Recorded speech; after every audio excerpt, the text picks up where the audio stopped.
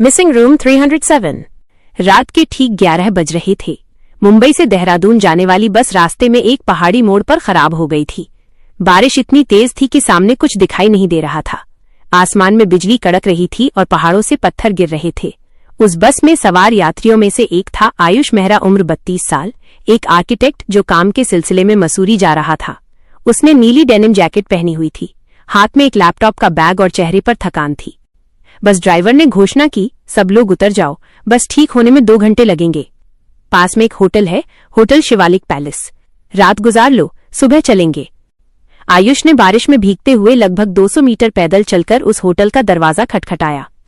Hotel बहुत पुराना था, कभी राजा महाराजाओं का विश्राम गृह रहा होगा। अब उसके रंग उड़ चुके थे, लोहे की जालियों में जंग लग चुकी थी और मुख्य द्वार पर लगा बल्ब टिमटिमा रहा था। रिसेप्शन पर एक बूढ़ा आदमी बैठा था, चश्मा, झुर्रीदार चेहरा, हाथ में एक पुरानी रजिस्टर। उसने आयुष को ऊपर से नीचे देखा। कमरा चाहिए? उसकी आवाज में कोई जज्बात नहीं था। आयुष ने कहा, हाँ, बस खराब हो गई है, बस एक रात। बूढ़े ने रजिस्टर खोला और कहा, हमारे पास सिर्फ एक कमरा खाली है, रूम नंबर 307। आयुष को कुछ अजीब सा लगा। उसने पूछा, तीसरी मंजिल? बूढ़े ने सिर हिलाया। लिफ्ट बंद है, सीढ़ियों से जाना। ये चाबी। उसने पीतल की एक भारी चाबी आयुष की तरफ बढ़ाई। चाबी पर जंग लगी थी और उस पर उकेरा था 307। आयुष ने चाबी ली और सीढ़ियों की तरफ बढ़ा। जैसे ही उसने पहला कदम रखा, उसे लगा कि कोई उसे देख रहा है। वो मुड़ा, रिसेप्शनिस्ट तो वहां था ही नहीं, बस एक खाली कुर्सी और टिमटिमाता बल्ब। आयुष ने सोचा, शायद बूढ़ा वॉशरूम चला गया। वो सीढ़ियां चढ़ने लगा। पहली मंजिल के दालान में एक ही बल्ब जल रहा था, वो भी धीमी रोशनी का। दीवारों पर पुरानी तस्वीरें लगी थी 1940 के दशक की, जिनमें अंग्रेज अफसर और भारतीय राजे नाच रहे थे। दूसरी मंजिल पर पहुंचते पहुंचते आयुष को सांस फूलने लगी। उसने अपना बैग जमीन पर रखा और रुका। तभी उसे एक आवाज सुनाई दी, बहुत धीमी, जैसे कोई फुसफुसा रहा हो, 37, 37। आयुष ने चारों तरफ देखा, कोई नहीं था। उसने सोचा, बारिश के पानी की आवाज है। तीसरी मंजिल पर पहुंचकर उसने देखा कि दालान में लगातार 10 दरवाजे थे, 300 से 309 तक। लेकिन 302, 304, 305, 306, 308, 309 के दरवाजे पुराने और मैले थे। 301 का दरवाजा आधा खुला था, 303 का दरवाजा जंजीर से बंद था। और 307 का दरवाजा बाकियों से अलग था। उस पर कोई जंग नहीं थी, कोई मैल नहीं थी। वो बिल्कुल नया दिखता था, जैसे कल ही लगाया गया हो। आयुष ने चाबी लगाई, ताला आसानी से खुल गया। उसने दरवाजा खोला। अंदर एक साधारण कमरा था, डबल बेड, लकड़ी की अलमारी, एक पुरानी मेज और दीवार पर एक बड़ा सा दर्पण। खिड़की के बाहर घना अंधेरा था और बारिश की बूंदें कांच पर टकरा रही थीं। आयुष ने लाइट जलाई। लाइट टिमटिमाई और फिर स्थिर हो गई। उसने बैग मेज पर रखा और बिस्तर पर लेट गया। थकान इतनी थी कि उसे नींद आने में 5 मिनट भी नहीं लगे। आधी रात को ठीक 3 बजे आयुष की आंख खुल गई। नींद से नहीं, बल्कि एक तेज आवाज से, जैसे कोई दीवार पर हथौड़ा मार रहा हो। वह उठा। कमरे में अंधेरा था। उसने लाइट का स्विच दबाया, कुछ नहीं हुआ। बिजली गायब थी। उसने फोन की टॉर्च जलाई। नीली रोशनी में उसने कमरे का हर कोना देखा। कोई नहीं था। लेकिन दीवार पर लगा वो बड़ा दर्पण, उसमें उसका अपना प्रतिबिंब नहीं था। आयुष के पैरों तले जमीन खिसक गई। उसने टॉर्च सीधे दर्पण पर डाली। दर्पण में कोई नहीं था, बस एक खाली कमरा। वो दर्पण के पास गया और अपना हाथ उसके सामने हिलाया। दर्पण में हाथ नहीं दिखा। फिर उसने अपना चेहरा देखना चाहा। दर्पण में सिर्फ दीवार थी, उसके पीछे की दीवार। वह चीखा। उसने दर्पण की तरफ पीठ कर ली। तभी दर्पण से एक आवाज आई, मत मुड़, मैं तुम्हें देख सकता हूं। आयुष ने घबराकर पीछे देखा। दर्पण में अब उसकी पीठ थी, लेकिन उसके कंधे पर एक और चेहरा था, एक महिला का, पीला, सूखा, बाल बिखरे हुए, आंखों में खून। वह महिला मुस्कुरा रही थी। आयुष दरवाजे की तरफ भागा। दरवाजा बंद था। उसने जोर लगाया, नहीं खुला। उसने चाबी लगाई, ताला घूमा, लेकिन दरवाजा नहीं खुला। वह दीवार पर पीठ टिकाकर फर्श पर गिर पड़ा। दर्पण अब साधारण दिख रहा था, उसमें उसका अपना डरा हुआ चेहरा था। उसने सोचा, शायद नींद में देखा। वो उठा, पानी पीने के लिए कमरे में रखे गिलास की तरफ बढ़ा। गिलास में पानी था, लेकिन पानी खून की तरह लाल था। उसने गिलास फेंक दिया। वो दरवाजे की तरफ भागा। इस बार दरवाजा खुल गया।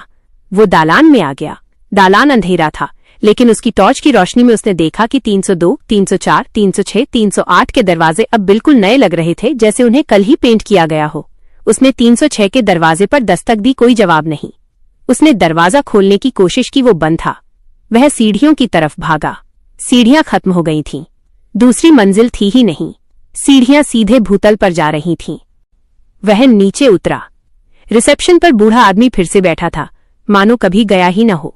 आयुष ने उससे कहा, साहब, उस कमरे में कुछ है। दर्पण में कोई औरत थी। मैंने अपना प्रतिबिंब नहीं देखा। बूढ़े ने धीरे से चश्मा उतारा और कहा, बेटा, तुम तीसरे नंबर के हो जो 307 के बारे में पूछते हो। पहला था 1972 में एक प्रेग्नेंट औरत। वो आई थी अपने पति के साथ। उसने कमरे में आईना देखा और देखती रह गई। अगली सुबह पति उठा तो पत्नी गायब थी। आईने में सिर्फ उसकी चूड़ियां थीं। दूसरा था 1998 में एक लेखक। वो रुका एक रात। सुबह उसका कमरा खाली मिला। उसकी डायरी में सिर्फ एक लाइन थी, आईना मुझे अंदर ले गया, तुम तीसरे हो। आयुष के रोंगटे खड़े हो गए। मुझे यहां से निकालो अभी। बूढ़ा बोला, बेटा, बाहर देख तो। आयुष ने खिड़की से बाहर देखा। वहां सड़क नहीं थी, बस अंधेरा था। कोई बस नहीं थी, कोई पहाड़ नहीं था, बस एक काला असीम शून्य। होटल के दरवाजे के बाहर कुछ नहीं है, बूढ़े ने कहा। यह होटल एक जाल है और 307 उस जाल का मुख है। जो कोई उस कमरे में सोता है वो आईने में अपना भविष्य देखता है, और वो भविष्य कभी अच्छा नहीं होता। आयुष ने पूछा, तुम कौन हो? बूढ़ा मुस्कुराया, मैं वो हूं जो पहले इस कमरे में सोया था, 1954 में। मैंने आईने में अपनी मौत देखी और फिर मैं कभी मरा ही नहीं। मैं यहां का रखवाला बन गया। तुम भी बन जाओगे। आयुष ने इनकार कर दिया। वह दरवाजे की तरफ भागा। दरवाजा खुला और उसके सामने वही सीढ़ियां थीं, वही दालान, और अंत में 307 का दरवाजा खुला हुआ था। वो अंदर गया। दर्पण अब खाली नहीं था। उसमें वो महिला थी, वो लेखक था, और अब वो बूढ़ा भी था। वे सब उसे देख रहे थे। महिला बोली, तुम हमारी तरह हो गए। लेखक बोला, जब तुम इस आईने में देखोगे तो तुम्हें अपनी मौत दिखेगी, लेकिन सच ये है, तुम पहले ही मर चुके हो। आयुष ने कहा, मैं नहीं मरा, मैं जिंदा हूं। मुझे बस याद है, मैं बस में था। लेखक ने कहा, वो बस कभी थी ही नहीं। वो बस एक भ्रम थी तुम्हें यहां लाने के लिए। तुम्हारी मौत 3 दिन पहले हो चुकी है, एक सड़क हादसे में। तुम होटल में नहीं आए थे, तुम होटल में जागे थे, क्योंकि यही मरने के बाद की दुनिया है। आयुष के पैर जमीन पर जम गए। उसने अपना हाथ देखा, वो पारदर्शी था। उसका शरीर गायब हो रहा था। बूढ़ा बोला, 307 कोई कमरा नहीं है बेटा, यह वो जगह है जहां मरे हुए लोग अपनी मौत स्वीकार करते हैं। कुछ लोग सालों तक इनकार करते हैं, वे यहीं भटकते हैं। कुछ लोग आईने में देखते हैं और शांति पाते हैं। तू क्या करेगा? आयुष की आंखों में आंसू आ गए। उसे याद आया 3 दिन पहले वो अपनी माँ को फोन कर रहा था कि माँ, मैं घर पहुंच गया, लेकिन वो कभी पहुंचा ही नहीं था।